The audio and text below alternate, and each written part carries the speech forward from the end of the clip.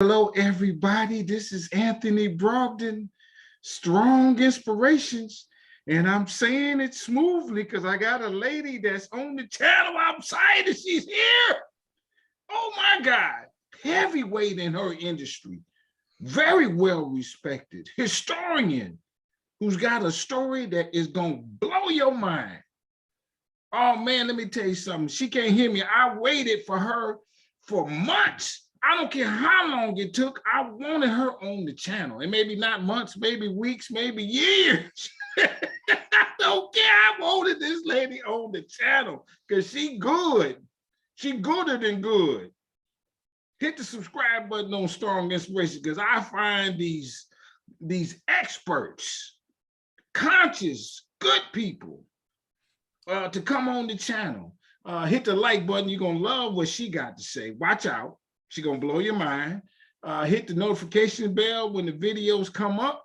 You get a ding and says, oh, there's more new content on Strong Inspirations. And then now let me tell y'all, my friends, I know y'all watching me because my numbers is up, but I want you to do this. Don't keep it to yourself. Tell somebody about Strong Inspirations. That I know you, check it out. I suspect y'all running around, y'all say, man, did you know such and such? And you got it all strong. And she said, man, how you find that out? And you don't want to tell them. You want to keep it to yourself. Don't do that. Don't do that. Let them know. Let it flow.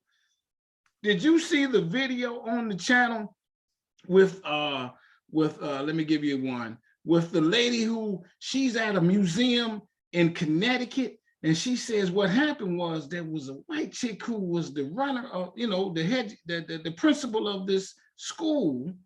And the school was only for white girls. And so a black girl get in.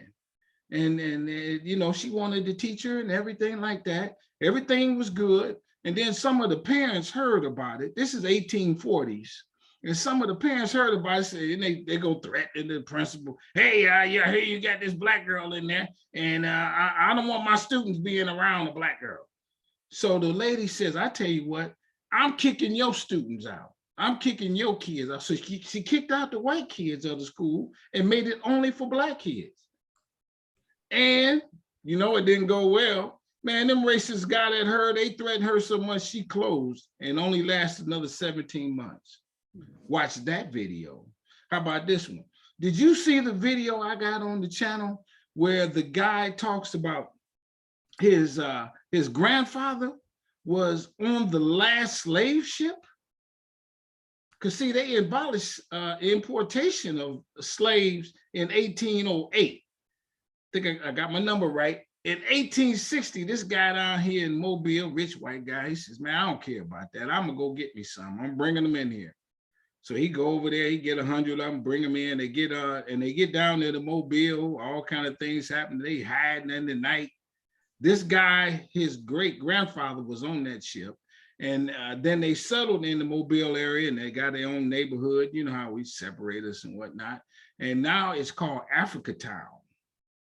Well, this guy here, his grandfather was on the ship, and he talked to his dad who told him the stories. Watch that video. Did you see the one where I talked with the NBA Basketball Association, the son of the first black player? Watch that video.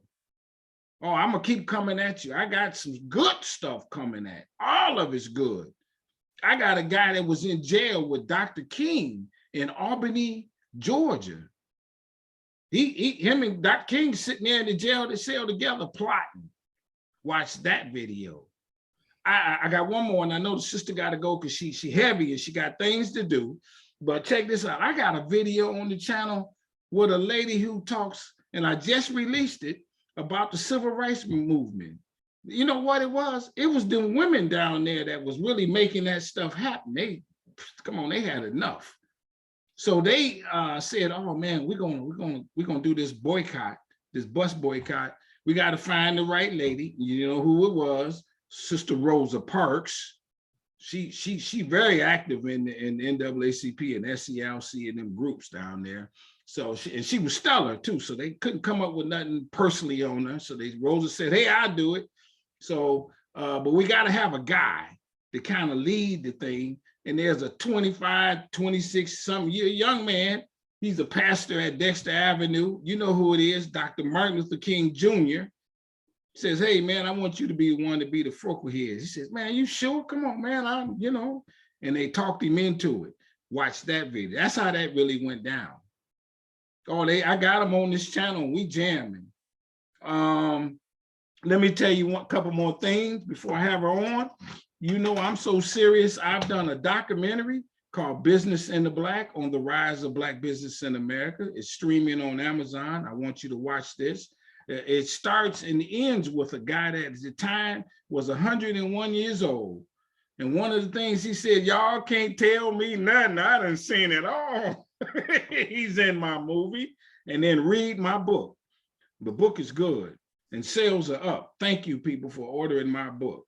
And I autograph it. I don't have carpal tunnel yet, so I keep autographing them. I want you to have this. This is gonna be a keepsake. Watch, because I believe there's no book as thorough and comprehensive as mine. I just, personal thoughts. So go to my website, businessintheblack.net. Now, let me tell you something, y'all. Y'all hear me use this term strong a lot. Strong is my favorite word. I just like the word strong. It's got so much connotation to it. And in my world, strong stands for strength, tenacity, resilience, and a sense of oneness, nobility, and grace. And check it out. That is my introduction to my guest today. She's a strong sister coming out of that hot Atlanta area, the professor. We're going to talk to her. Please introduce yourself. Let's get it on. Thank you for being on the channel with me. Well, good morning, Anthony. Thank you for having me. I'm Diane Stewart. I'm a professor of religion and African American studies at Emory University. I've taught there for over 20 years and taught at a few other colleges before Emory. I teach a range of courses in the graduate and undergraduate programs here.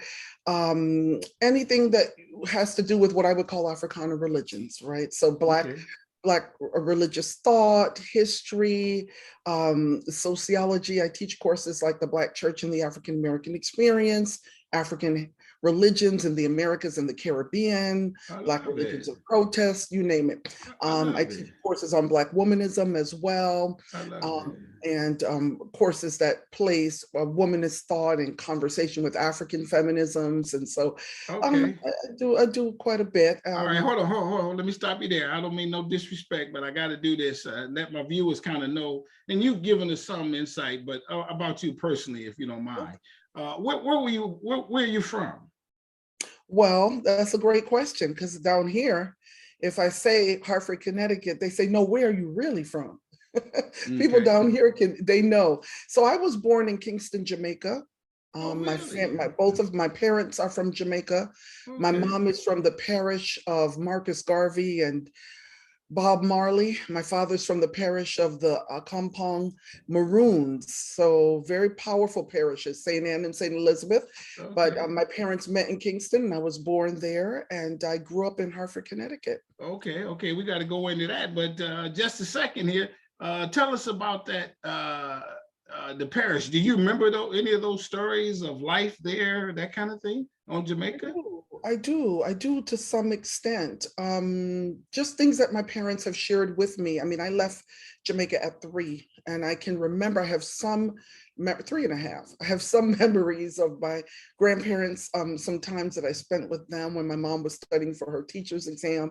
I can remember some things from that. But yeah, I mean, I remember when you think about like the carnival experiences in the Caribbean today, my father would talk about how what they call the John Canoe in Jamaica was when he was growing up. He was born in 1937. I'm fortunate that both of my parents are still alive. Sure. And my father would talk about how they really used the original horse skins on their bodies, the horse tails. They didn't put all this, kind of contemporary paper mache material that you see and contemporary bright cloths. They really connected with those animals. Hold on. You mean to be in the parade? Yeah, That was the yeah. costumes in the This was parade. the, Oh, well, okay. what they call John Canoe in Oh, Jamaica. okay. And the Okay. way they made the drums from goat skins and how they dried them and how they prepared the drums. And it was a spiritual experience. It wasn't just, Okay. I mean, this was life giving more life, you know, Okay. life giving sound. And the drum Okay. beat is like the heartbeat. So it's the Okay. pulse of life. Okay. So my father explained those things to me, the piano, Okay. the thumb piano and things like that. Okay, Um, let me stop, excuse me. Let me stop you there. Just again, I mean no disrespect. Let me ask you this. How did your father and mother get to Jamaica? Can you go a little bit further than that? From well, Africa, that kind of thing? we're working on it. I Yeah. haven't been able to get information on any enslaved relative yet. All I know is that my mother's matrilineal line supposedly traces back to Cameroon. That's all I know so far. I want to Okay. do a little bit more research on that, but I have a cousin who did African ancestry DNA, Oh, and it supposedly traces back to Cameroon. My mother's my mother's mother, whoever that woman was that came from yeah. Africa, it goes back to Cameroon. We do have a lot of Nigerian blood. My father is, because his mother was half South Asian, and his father and her father was African, and my father's father was African. He only has 3% of white blood. So my father Hold on. is, He was married to a white lady from Asia. no, no, Right. no, no, no. My father only has 3% of white blood in him. He has very little white blood, I'm saying, because with his mother being South Asian, that takes up a lot of his genetic lineage, right? It takes up, But is she white? no, she's Indian, South Asian. Oh, really? South Oh, Asian okay. I got and you. I African got you. and African. A lot of East Indians, a lot of South Asians came to Jamaica after slavery to work in the plantations because the Africans didn't want to work for their former masters. So there was a Oh. major influx across the Caribbean, and Jamaica was one of those places. And so that's her grandparents were born in India. Her parents, I believe both of them were born in Jamaica, but I'm not Yeah, 100% yeah. sure. So what I'm saying is that that takes up a lot of the lineage, right? That South Asian blood. And then what we found out is my father's Nigerian relative, who was 100% Nigerian, could have been born as late as my grandfather. My grandfather was born in 1898. I think I have an idea of how that Yeah, happened. So yeah. my father has about 40+% of Nigerian blood. So does my mother. Hers is high 30s, 38%. So we have a Oh, lot of Nigerian ancestry. And I have a cousin who's traced a lot of it to both Igbo people and Yoruba people. So okay. we seem to have a lot of Nigerian ancestry. Let me ask you, what was slavery in Jamaica, and how long did it last? That kind of thing. Can you tell us that? Sure, absolutely. Mhm. Slavery ended about 30 years before it ended in the United States, in across the Oh, entire okay, British Caribbean. So okay. it ended in 1834 officially, but the Africans had to work for 4 years as indentured laborers. So a lot of people actually use the 1838 date as the Yeah. end of slavery. They were forced to work as indentured laborers for 4 years in all of the British colonies except Caribbean colonies except Antigua. But it was brutal, like it was any other place. Okay. People were treated as chattel. There were, in many respects, in Jamaica and other parts of the Caribbean, there were major periods when was the practice of working the enslaved African to death and importing more because that was cheaper. Now, with the rise of the abolitionist movement in Britain, you did have push and campaigns for amelioration of conditions, right? So you did have new laws being passed. And there was a lot of focus on the fertility of enslaved African women in Jamaica, because if they were going to now care for the enslaved better, it would mean that they would need to ensure that they could reproduce a population of new slaves. Since they were not working people to death anymore, they were now having to reproduce the way North America did. That's what happened in North America. Most of the explosion of slavery in North America happened because African descendants here in this country reproduced pretty well, quite well. Yeah. But in Okay, the okay. I want to Caribbean, stay on that just a second, but I got to go back to you just a little bit more. But let's not forget that, and then that's going to lead into what you teach and all that, and women and religion and what have you. How did your people get from Jamaica to Hartford, if you don't mind, I ask you? Well, I definitely have people before my immediate family moved. But during the wars, I can tell you World War I, World War II, the United States was desperate for nurses. They had a shortage of nurses. Oh, And really? they turned to the Caribbean. And a lot of Jamaicans, women came, a lot of Jamaican women came during the war and interwar years at that time. I have some relatives that came at that time. Oh, really? But my own family came in the 70s. Now, also, Jamaicans also went up there to work those tobacco farms. Some of them came on farm labor contracts and then would go back. So that was happening in the 20th century as well, even the early 20th century.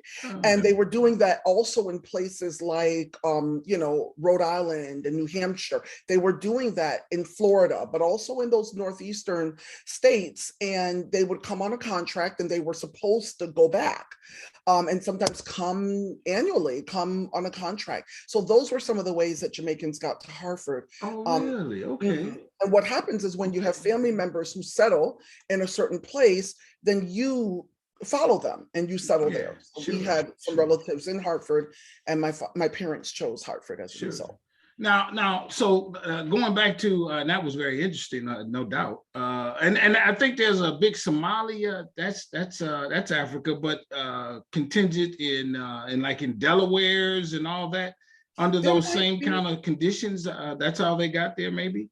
I'm not 100% about that. I'm sure about that. When I taught in Minnesota at McAllister College. Yeah, Minnesota. That's what I mean. That's what I mean. Oh yeah. There's a lot of Somali. Now, a lot of them came as a result of war and other kinds of disasters that that created a refugee crisis. So a lot of them did come for that reason. Okay, I got you.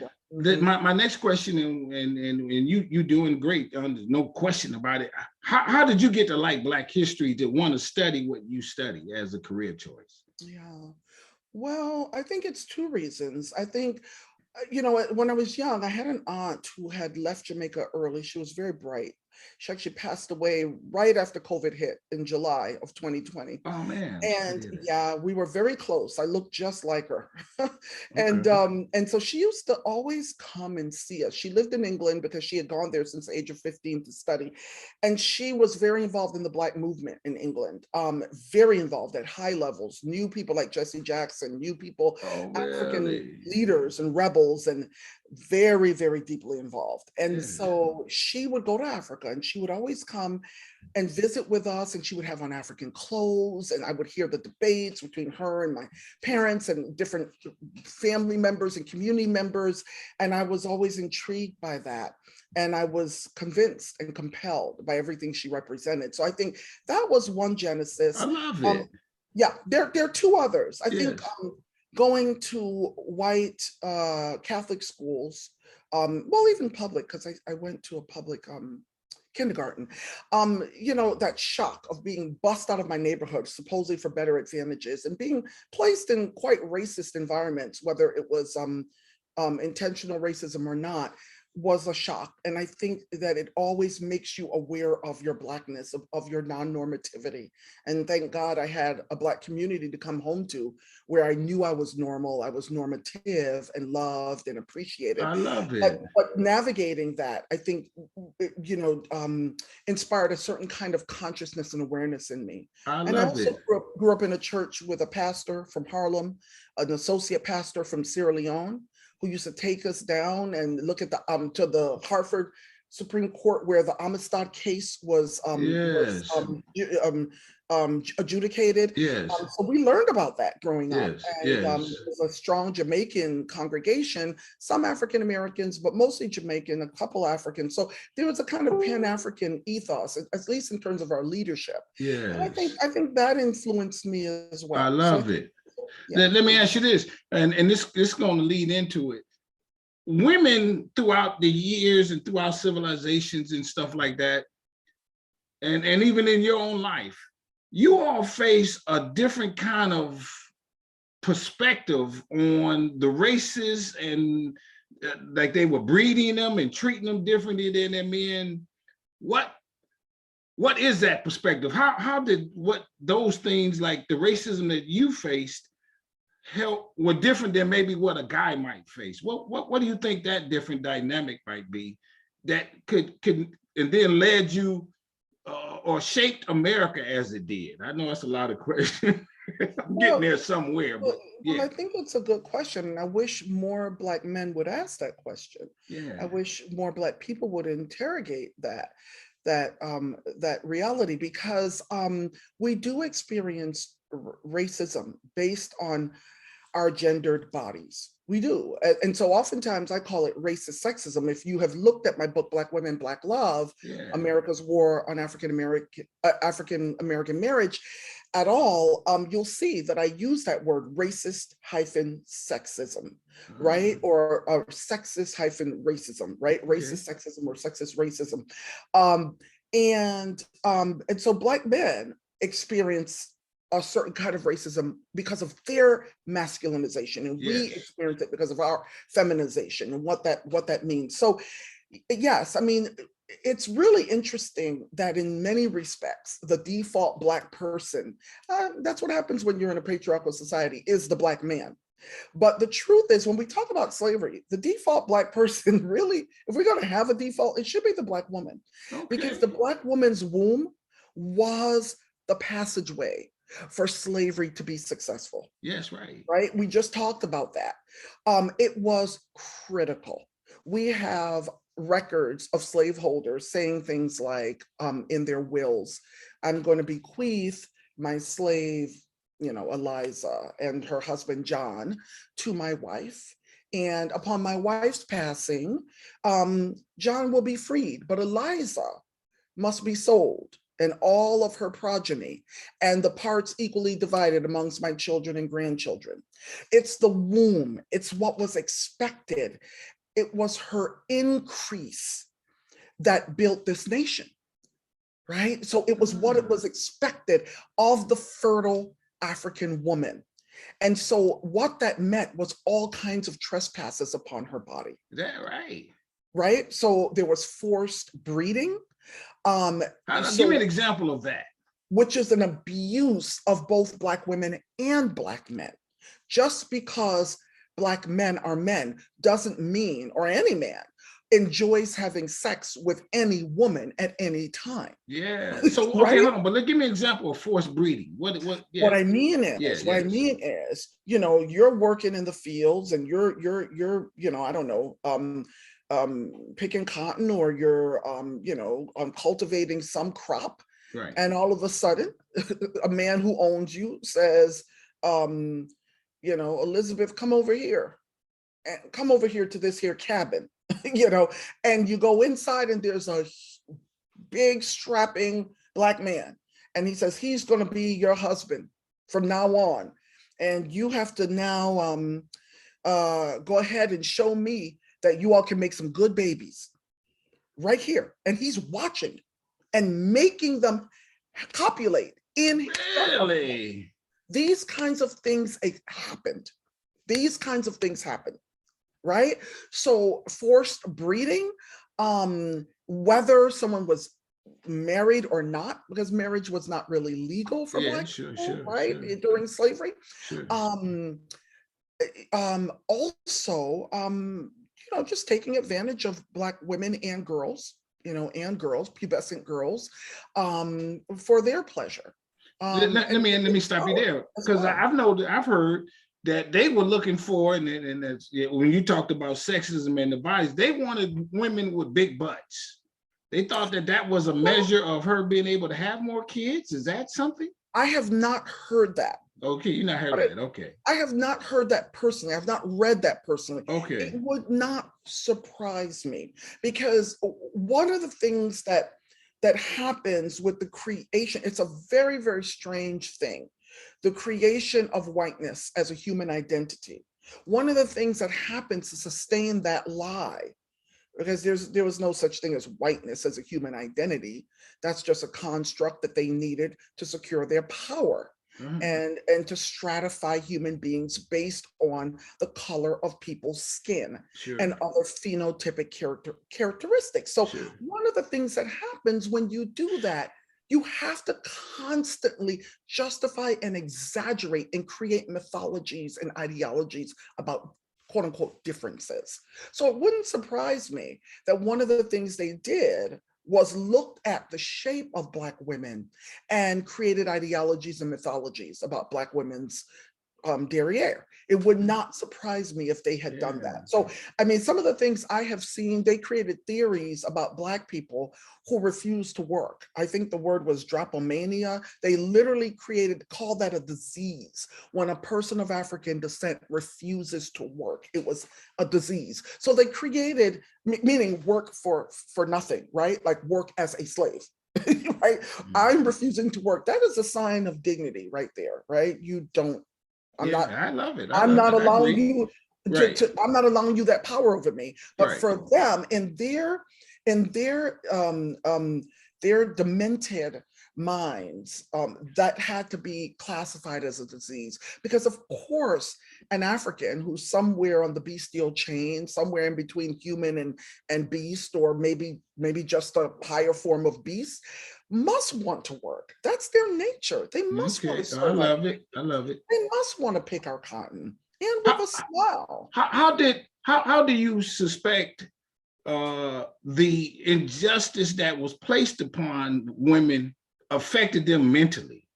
What was some of the byproduct of that? Yeah, I read in one of the WPA. Do you know about the WPA files or WPA? No, I don't. Okay, the Works Progress Administration. No. Okay, Okay. well, there is a collection of thousands upon thousands of testimonies by formerly enslaved African American women and men. This body of work came about as a result of the Great Depression. And during that time, the federal government employed unemployed persons to do a lot of things, right? It was called the Works Progress Administration, and they built parks, they built highways, they did a lot of things, but they also were tasked with preserving intangible culture and heritage. So they did things like interviewed people, even poor white people in Appalachia, and every living and formerly enslaved person that they could find. Even Fisk University participated in that. Even Zornell Hurston, for example, who interviewed, one of the last Africans to come on the slave ship in Alabama, participated. All right, but most of the interviewers were white.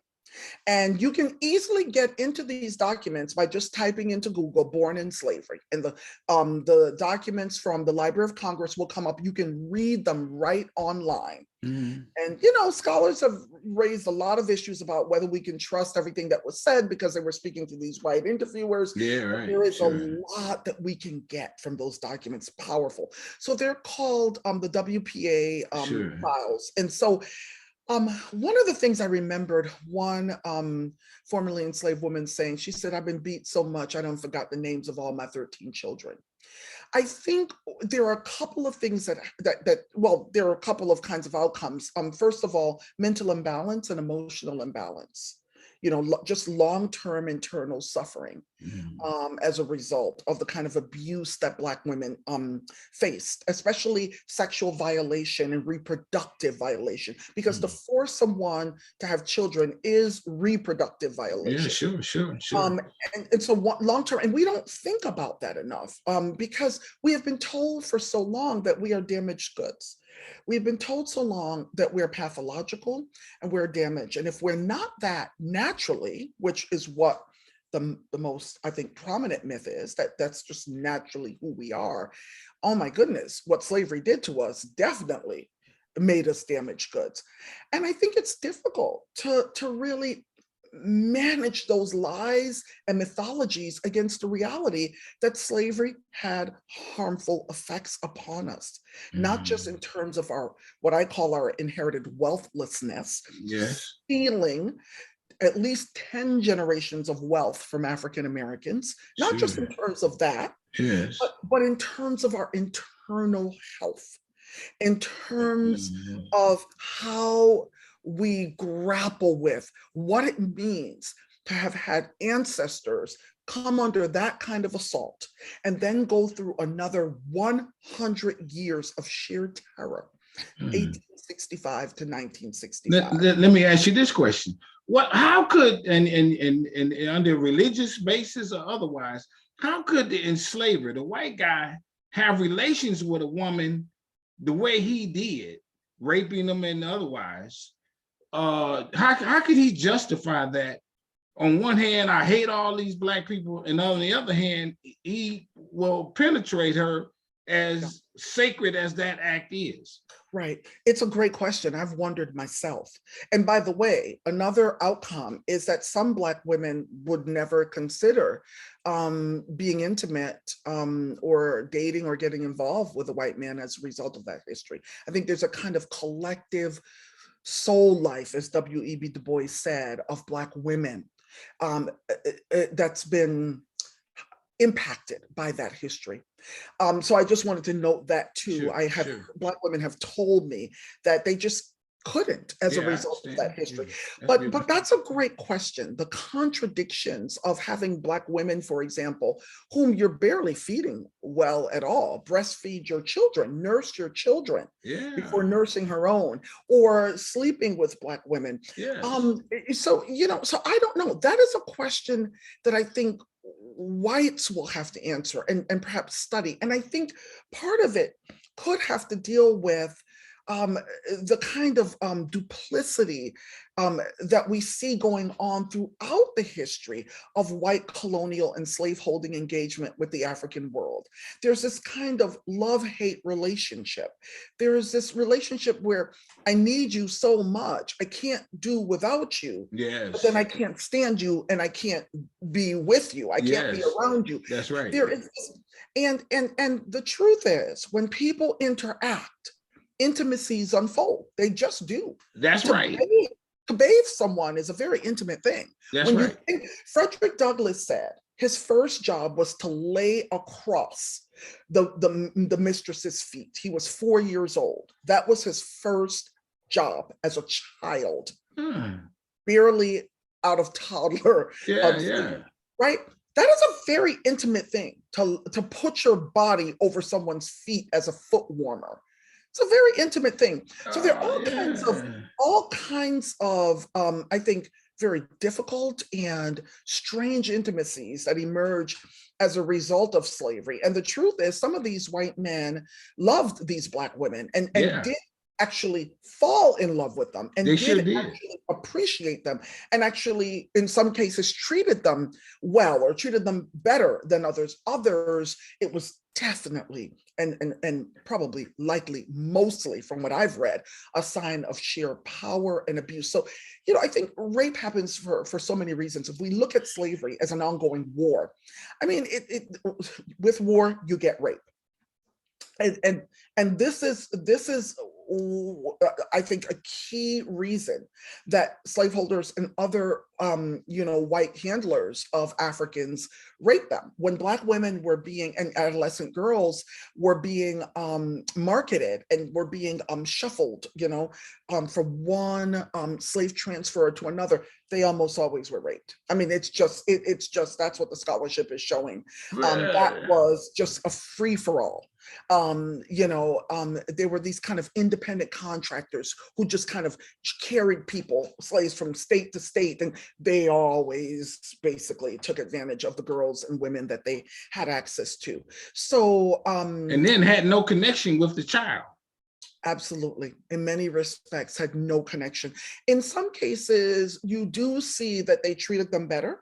They asked that those children go free when they died, if it was a slave owner, right? But the transporters, no, had no connection if they impregnated them. No connection. Wouldn't even know what happened because the woman would be sold or the girl would be sold. So it's a very painful and difficult history. Let me do this. Let me do this. We've talked about that in some detail, but what's the upside on this?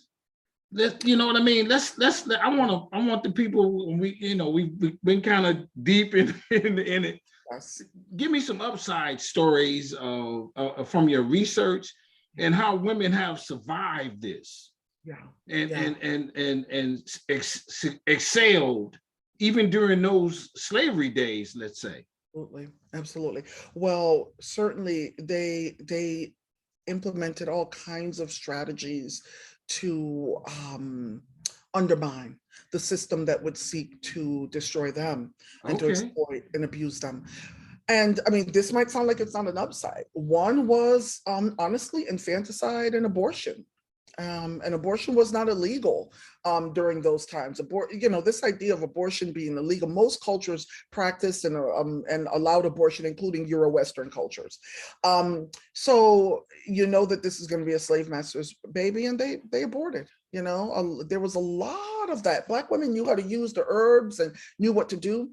The space of the midwife was a very powerful space. It was a space where we could imagine that African culture and spirituality and religion and healthcare practices were deeply, deeply sustained. And there are some Black women now studying those spaces all the more.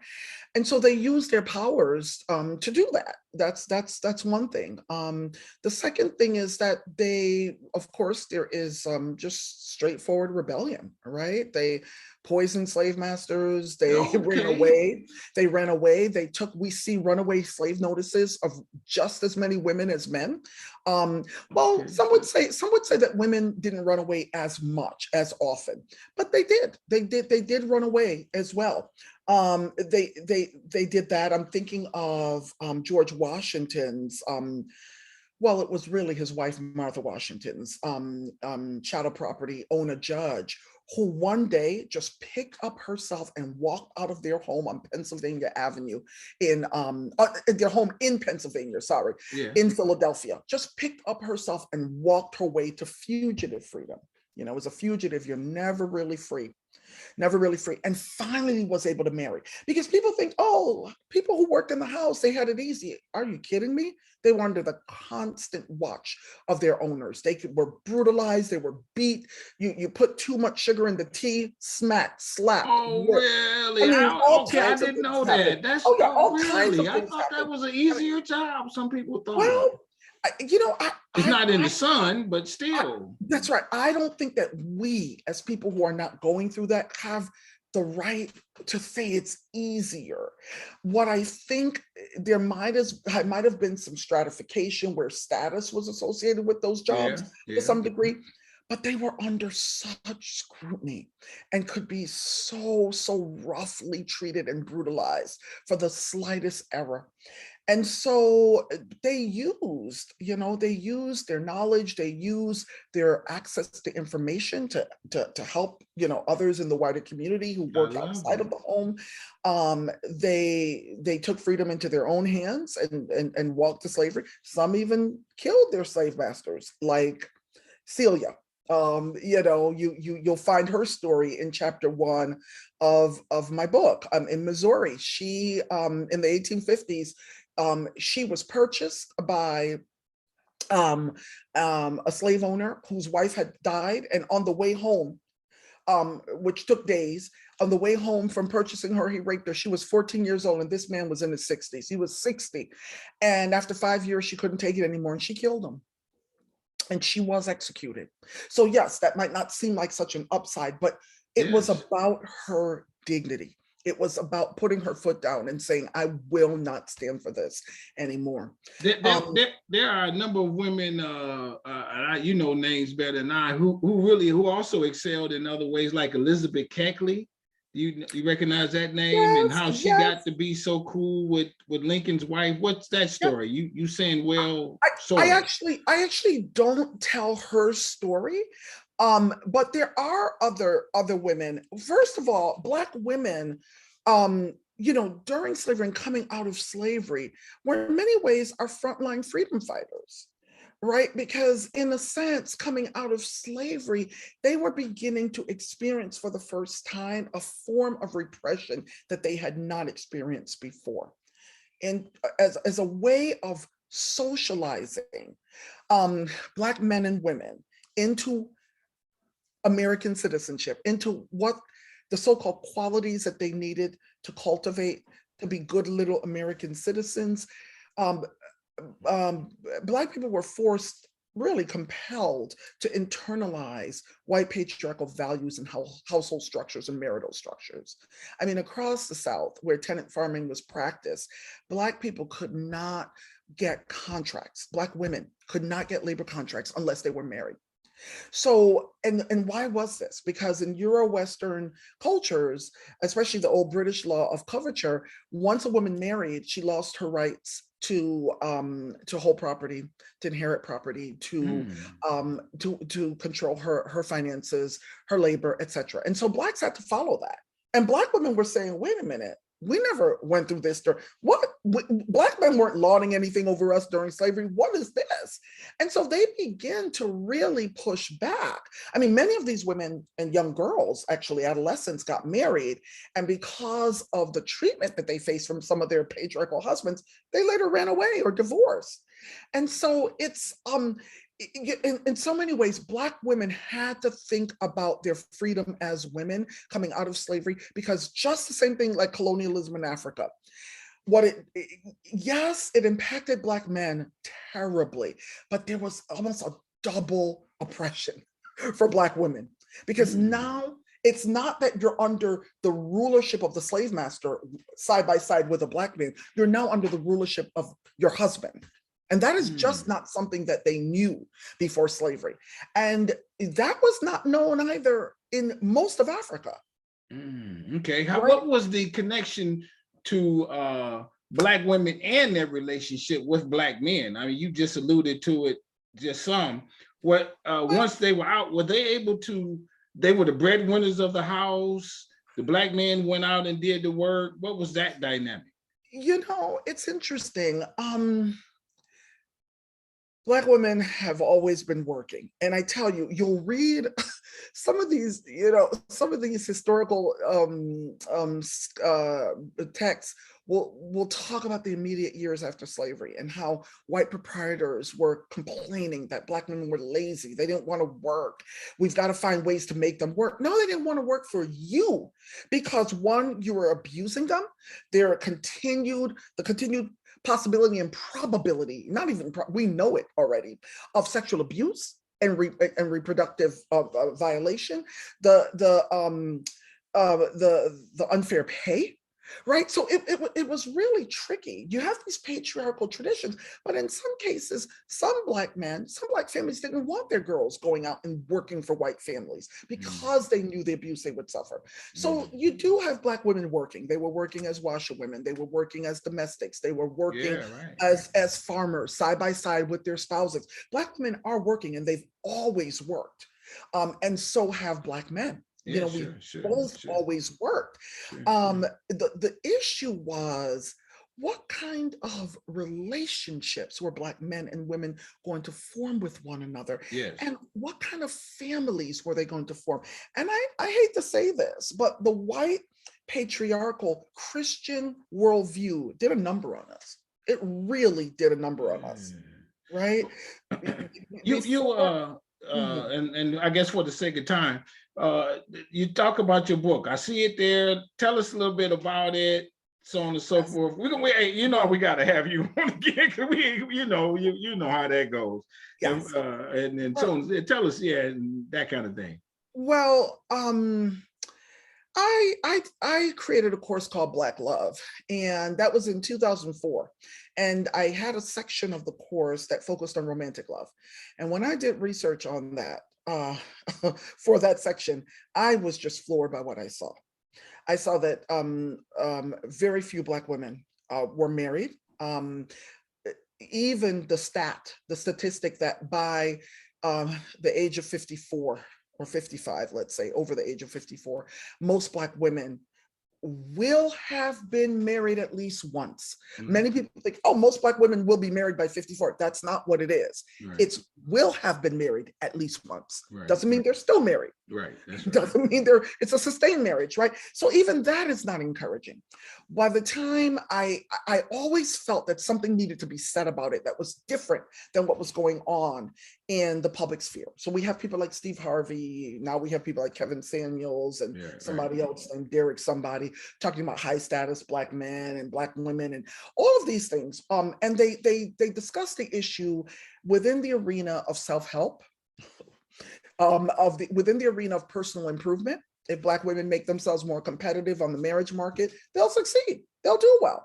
You know, this neoliberal cultural approach that marriage and love are for sale, that you can compete for love. And somehow we see it in the reality TV shows and all of that. We need a total rethinking of this issue.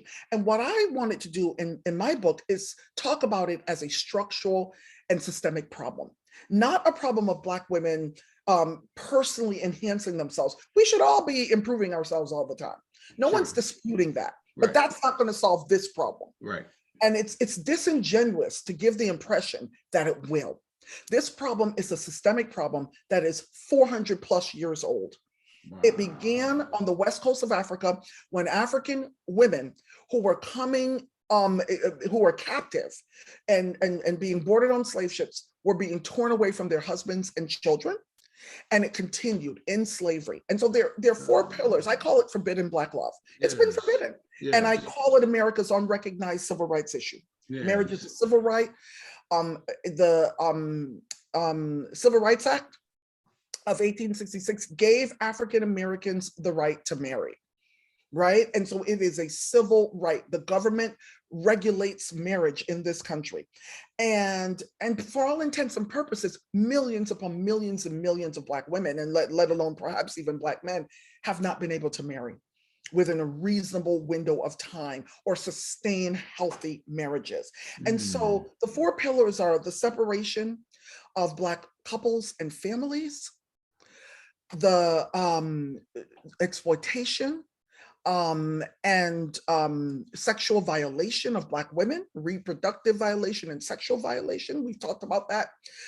Racist, sexist, we talked about that. Racist-sexist jurisprudence, policies and legal transactions, and colorism and phenotypic stratification. So colorism, not just about what shade of skin one has, what's the texture of one's hair, what's the shape of one's nose, one's lips, one's bodies.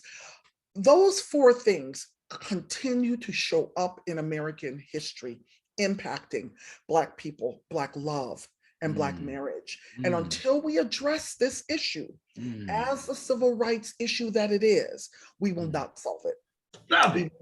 And so there, at the end of the book, I named three things that we need to do. We need to wrap ourselves around and address with a vengeance if we're going to turn a corner on this issue. And Black people are great at civil rights, especially Black women. We just haven't put this issue at the center of our civil rights. How do people, do you have a website, and how do people get your book? Diane M. Stewart. Oh yes, DianeMStewart.com. Okay. That's the website. Diane with two N's. DIANNEM as in mother, Stewart. STEWART.com. That's the best website. You'll see me on Emory websites as well, but that's the best one. Okay. My book is being sold on Amazon. It's being sold at Seal Press, SEAL, where the book was published. It's being sold at Target, Walmart, you name it. It's everywhere. I love it. If you type in Black women, Black love, it's going to come up and you can get it. I love it. And it's available in Kindle and audiobook as well. Sure. I thank you so very much for coming on the channel. And there's a Black Love 2 coming. My audiences are asking me for more, and I'm going to be doing more. So look out for that in the next year or two. I love it. All right. Let me tell you something here. Check this out, everybody. Out of Kingston, Jamaica, out of Hartford, Connecticut, with two parents who loved her and taught her. Now, and I know you got all A's in grade school and high school, and kind of did. yeah, For you the did most all part. that Not stuff. totally, not totally. And But for the your most part. dissertation was so good, they ain't had to read it. They just said, boom, you wrote it, it's on and popping. You've been doing this and you an expert. And the passion comes through. There's no question, everybody. You can feel that. Get that book. We can go on more and we'll hopefully have you back. And I say this, and I mean this, I really do, with all sincerity. I want you to stay strong, stay safe, stay on your grind. I love what you're doing because you got us thinking differently and understanding how the history has infected us, impacted us even to today. Well, I'll end, Anthony, by saying love is the center of anything pro-social that we want to do. It begins with the bonding between a parent and a child. It begins there, and you don't get parent and child without romantic love, hopefully, right? If it's done well, right? Or intimate love, right? And so it is at the center of everything we want to accomplish in the Homo sapien experience. It matters to every arena of our lives. We can't afford to ignore it. Wow. Hey, everybody, boom shakalaka. That's the last word. Thank you for coming on the channel. Everybody hit the subscribe button. This is what we do. I find these kind of people as best I can. Everybody hit the like button on this video because I know you like it. I love it. Hit the notifications bell. Tell somebody about Strong Inspirations, where what we do is give it to you straight, no chaser. We let them intoxicate your mind. You want a lemon, a lime, ice cubes, whatever, as long as you don't stumble and drive on a DUI, but you walk out of here saying, whoa, there it is. Thank you for coming on. I appreciate you. I'll be in touch. Thank you, Anthony. Bye-bye. My pleasure. Mm-hmm.